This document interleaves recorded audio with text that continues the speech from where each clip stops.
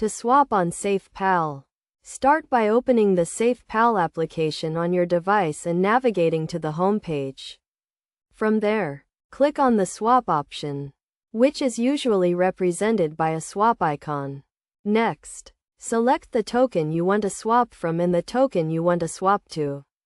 Make sure you have a sufficient balance of the token you want to swap from, as this will be used to complete the transaction. After selecting the tokens, enter the amount you want to swap. You can choose to enter a custom amount or use the max button to swap your entire balance.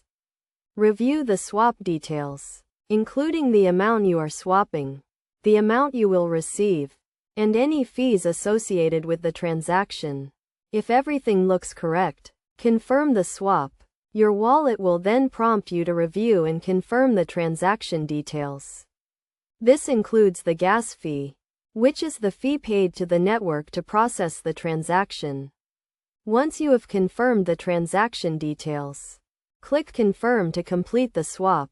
The transaction will then be processed on the blockchain and the new tokens will be added to your wallet. It is essential to note that swap transactions are subject to market conditions and may be affected by factors such as liquidity and network congestion.